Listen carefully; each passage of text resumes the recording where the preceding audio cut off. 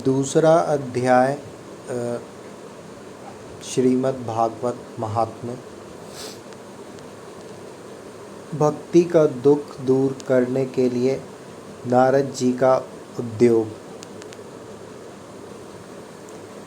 नारद जी ने कहा, बाले, तुम व्यर्थ ही अपने को क्यों खेद में डाल रही हो?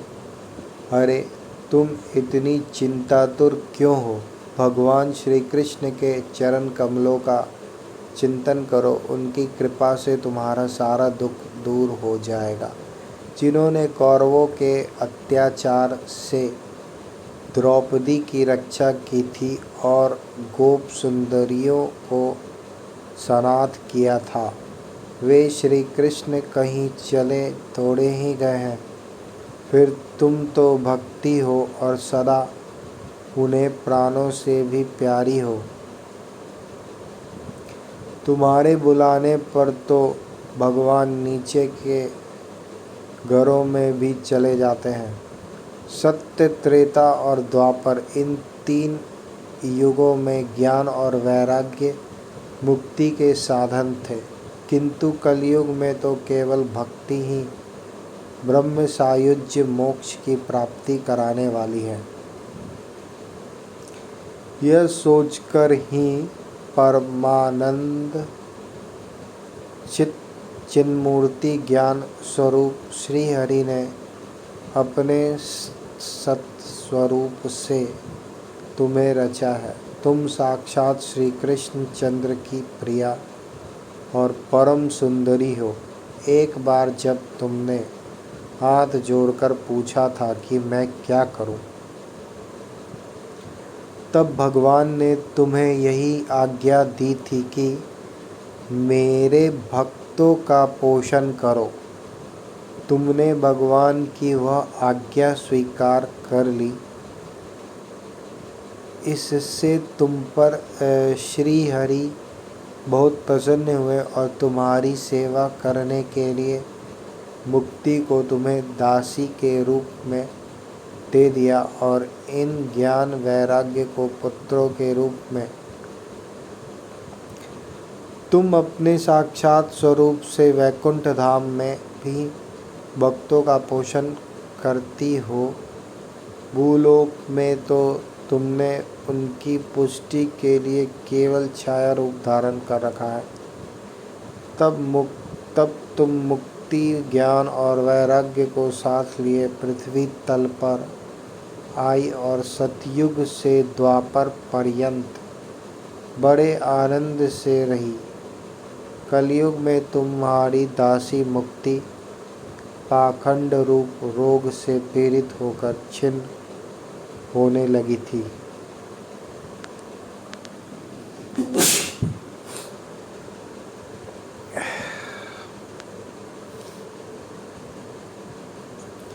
इसलिए वह तो तुरंत ही तुम्हारी आज्ञा से वैकुंठ लोक को चली गई।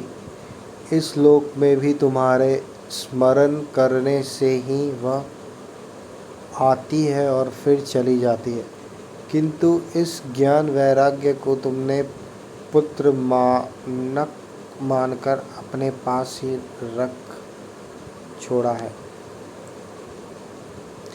फिर भी कलयुग में इनकी उपेक्षा होने के कारण तुम्हारे ये पुत्र उत्साहहीन और वृद्ध हो गए हैं। फिर भी तुम चिंता ना करो, मैं इनके नव जीवन का उपाय सोचता हूँ। सुमुखी, कली के समान कोई भी युग नहीं है।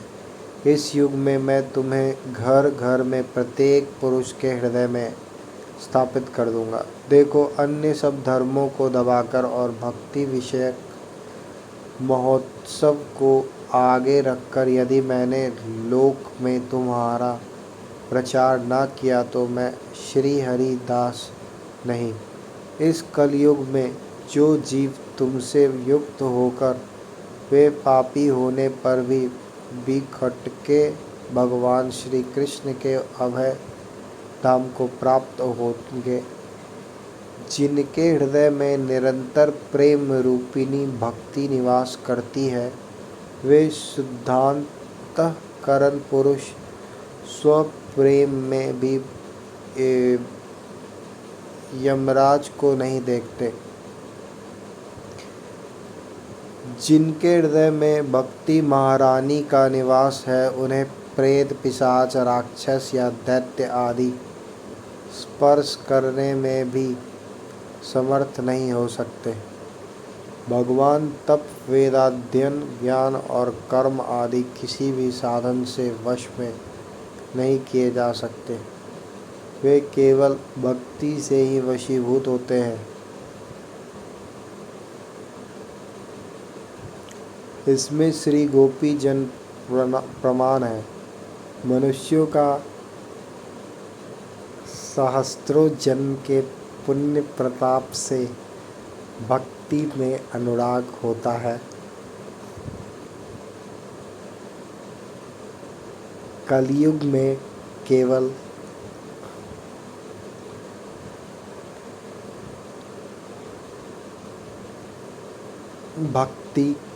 भक्ति ही सार है। भक्ति से तो साक्षात श्री कृष्ण चंद्र सामने उपस्थित हो जाते हैं। जो लोग भक्ति से द्रोह करते हैं, वे तीनों लोक में दुख ही दुख पाते हैं। पूर्व काल में भक्त का तिरस्कार करने वाले दुर्वासा ऋषि को बड़ा कष्ट उठाना पड़ा था। बस व्रत, तीर्थ, योग, यज्ञ और ज्ञान चर्चा आदि बहुत से साधनों की कोई आवश्यकता नहीं है। एकमात्र भक्ति ही मुक्ति देने वाली है। इस प्रकार नारद जी के निर्णय किए हुए अपने महात्म्य को सुनकर भक्ति के सारे अंग पुष्ट हो गए और वे उनसे कहने लगी। भक्ति ने कहा, नारद जी, आप धन्य हैं, आपकी मुझ में निश्चल प्रीति है।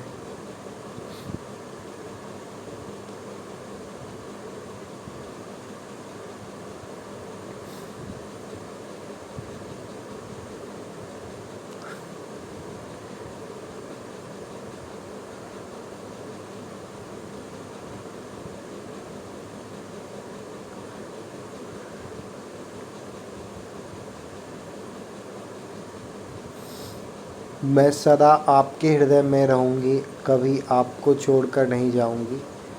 साधो, आप बड़े कृपालु हैं। आपने क्षण भर में ही मेरा सारा दुख दूर कर दिया, किंतु अभी मेरे पुत्रों में चेतना नहीं आई है। आप इन्हें शीघ्र ही सचेत कर दीजिए, जगा दीजिए।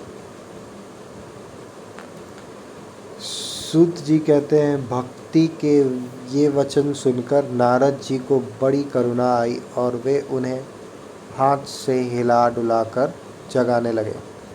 फिर उनके कान के पास मुंह लगाकर जोर से कहा, ओ ज्ञान, जल्दी जग पड़ो। ओ वैराग्य, जल्दी जग पड़ो। फिर उन्होंने वेद ध्वनि, वेदांत घोष और बार बार गीता पाठ करके उन्हें जगाया।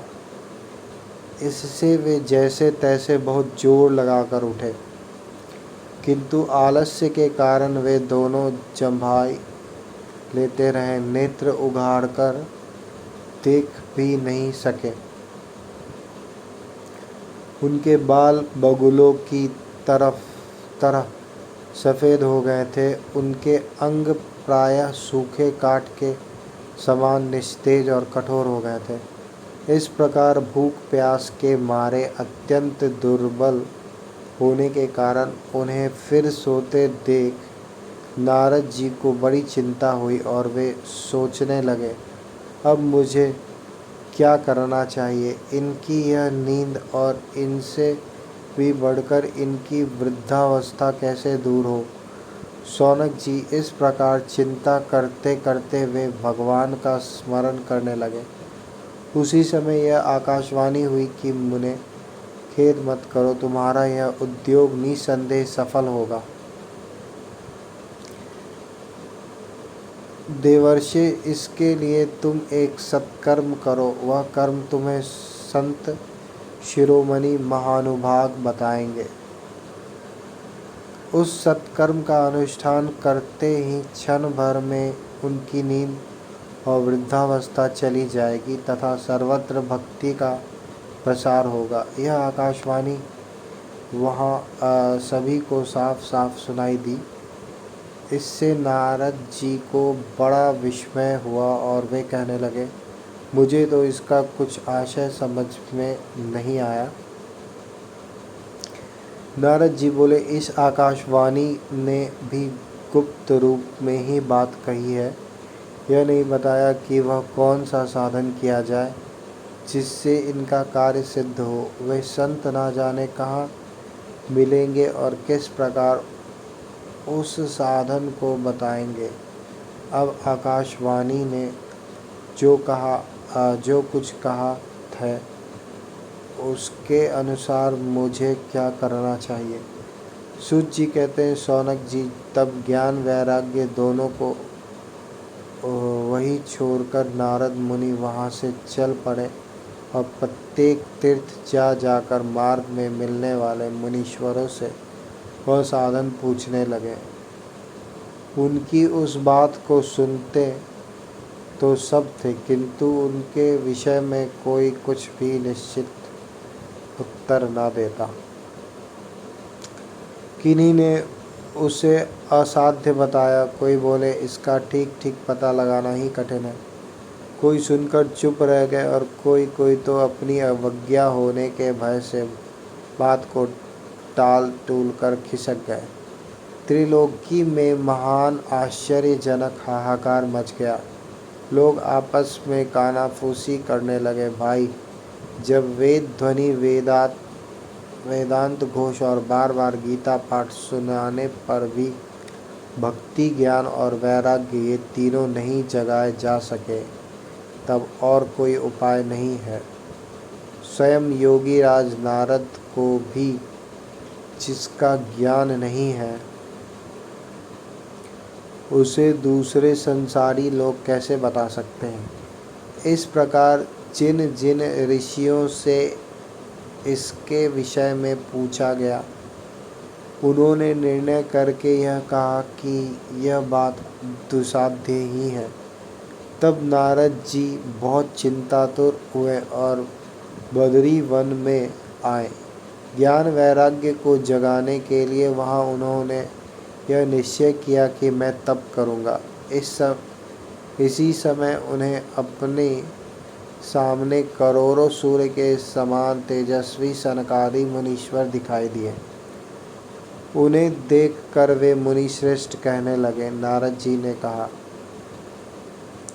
महात्माओं, इस समय बड़े भाग्य से मेरा आप लोगों के साथ समागम हुआ है। आप मुझ पर कृपा करके शीघ्र ही वह साधन बताइए। आप सभी लोग बड़े योगी, बुद्धिमान और विद्वान हैं। आप देखने में 5-5 वर्ष के बालक से जान पड़ते हैं, किंतु है पूर्वजों के भी पूर्वज। आप लोग सदा वैकुंठ धाम में निवास करते हैं, निरंतर हरि कीर्तन में तत्पर रहते हैं, भगवल्लीलामृत का रसास्वादन कर सदा उसी में उन्मत्त रहते हैं और एकमात्र भगवत कथा ही आपके जीवन का आधार है। हरि शरणम, भगवान ही हमारे रक्षक है। यह वाक्य मंत्र सर्वदा आपके मुख में रहता है। इसी से काल प्रेरित वृद्धावस्था भी आपको बाधा नहीं पहुंचाती। पूर्व काल में आपके भ्रूभंग मात्र से भगवान विष्णु के द्वारपाल जय और विजय तुरंत पृथ्वी पर गिर गए थे और फिर आपकी ही कृपा से वे पुनः वैकुंठ लोक पहुँच गए। धन्य है इस समय आपका दर्शन बड़े सौभाग्य से ही हुआ है। मैं बहुत दीन हूँ और आप लोग स्वभाव से ही दयालु हैं, इसलिए मुझ पर आपको अवश्य कृपा करनी चाहिए। बताइए, आकाशवाणी ने जिसके विषय में कहा है वह कौन सा साधन है और मुझे किस प्रकार उसका अनुष्ठान करना चाहिए? आप इसका विस्तार से वर्णन कीजिए। भक्ति, ज्ञान और वैराग्य को किस प्रकार सुख मिल सकता है और किस तरह इनकी प्रेम पूर्वक सब वनों में प्रतिष्ठा की जा सकती है? सनकादि ने कहा, देवर्षि, आप चिंता ना करें, मन में प्रसन्न हो। उनके उद्धार का एक सरल उपाय पहले से ही विद्यमान है। नारद जी, आप धन्य हैं, आप विरक्तों के शिरोमणि हैं, श्री कृष्ण दासों के शाश्वत पथ प्रदर्शक एवं भक्ति योग के भास्कर हैं। आप भक्ति के लिए जो उद्योग कर रहे हैं, यह आपके लिए कोई आश्चर्य की बात नहीं समझनी चाहिए। भगवान के भक्त के लिए तो भक्ति की सम्यक स्थापना करना सदा उचित ही है। ऋषियों ने संसार में अनेकों मार्ग प्रकट किए हैं, किंतु वे सभी कष्ट साध्य हैं और परिणाम में प्रायः स्वर्ग की ही प्राप्ति कराने वाले हैं। अभी तक भगवान की प्राप्ति कराने वाला मार्ग तो गुप्त ही रहा है। उनका उपदेश करने वाला पुरुष प्रायः भाग्य से ही मिलता है। आपको आकाशवाणी ने जिस सत्कर्म का संकेत किया है उसे हम बतलाते हैं। आप प्रसन्न और सम्माहित चित्त होकर सुनिए। नारद जी, द्रव्य यज्ञ, तपो यज्ञ, योग यज्ञ और स्वाध्याय रूप ज्ञान यज्ञ, ये सब तो स्वर्ग आदि की प्राप्ति कराने वाले कर्म की ही और संकेत करते हैं। पंडितों ने ज्ञान यज्ञ को ही सत्कर्म मुक्तिदायक कर्म का सूचक माना है। वह श्रीमद् भागवत का पारायण है, जिसका गान सुकादि महानुभावों ने किया है।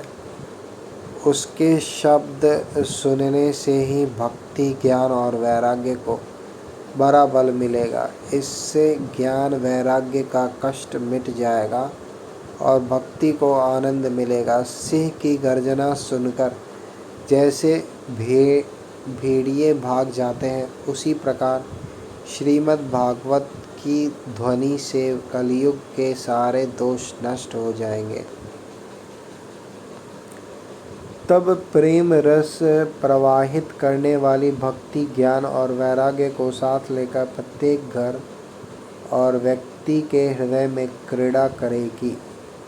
नारद जी ने कहा, मैंने वेद वेदांत की ध्वनि और गीता पाठ करके उन्हें बहुत जगाया, किंतु फिर भी भक्ति, ज्ञान और वैराग्य ये तीनों नहीं जगे। ऐसी स्थिति में श्रीमद् भागवत सुनने से वे कैसे जगेंगे? क्योंकि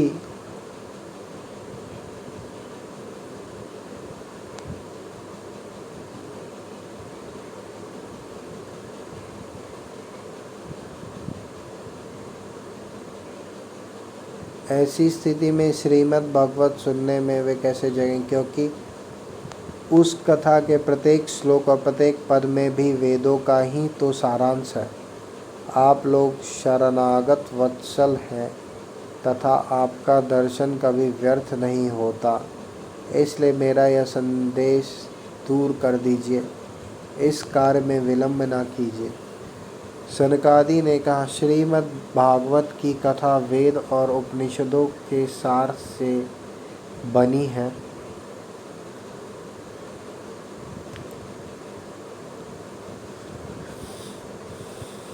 श्रीमद् भागवत की कथा वेद और उपनिषदों के सार से बनी है, इसलिए उनसे अलग उसकी फल रूप का होने के कारण वह बड़ी उत्तम जान पड़ती है।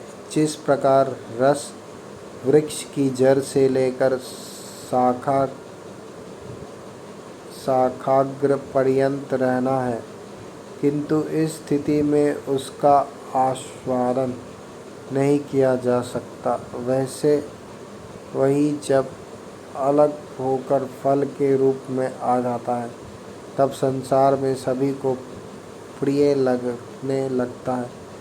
दूध में घी रहता ही है, किंतु उस समय उनका अलग स्वाद नहीं मिलता। वही जब उससे अलग हो जाता है, तब देवताओं के लिए भी स्वादवर्धक हो जाता है। खांड ईख के ओर छोर और बीच में भी व्याप्त रहती है, तथापि अलग होने पर उसकी कुछ और ही मिठास होती है। ऐसे ही यह भागवत की कथा है। यह भागवत पुराण वेदों के समान है। श्री व्यास देव ने इसे भक्ति, ज्ञान और वैराग्य की स्थापना के लिए प्रकाशित किया है। पूर्व काल में जिस समय वेद वेदांत के पारगामी और गीता की भी रचना करने वाले भगवान वासुदेव खिन्न होकर अज्ञान समुद्र में गोते खा रहे थे,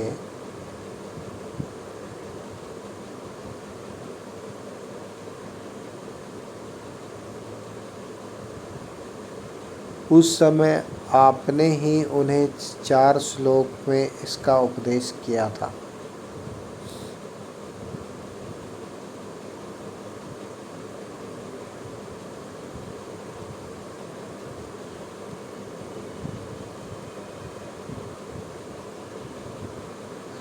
उसे सुनते ही उसकी सारी चिंता दूर हो गई थी। फिर इसमें आपको आश्चर्य क्यों हो रहा है? जो आप हमसे प्रश्न कर रहे हैं, आपको उन्हें शोक और दुख का विनाश करने वाला श्रीमद् भागवत पुराण ही सुनना चाहिए। नारद जी ने कहा, महानुभावों, आपका दर्शन जीवन के संपूर्ण पापों को तत्काल नष्ट कर देता है और जो संसार दुख रूप दावानल से तपे हुए हैं, उन पर शीघ्र ही शांति का वर्षा करता है। आप निरंतर शेष जी के सहस्त्र मुखों से गाए हुए भागवत कथा अमृत का ही पान करते रहते हैं। मैं प्रेम लक्षणा भक्ति का प्रकाश करने के उद्देश्य से आपकी शरण लेता हूँ। जब अनेकों जन्मों के संचित पुण्य पुंज का उदय होने से मनुष्य को सत्संग मिलता है, तब वह उनके अज्ञान जनित मोह और मदरूप अंधकार का नाश करके विवेक उदय होता है।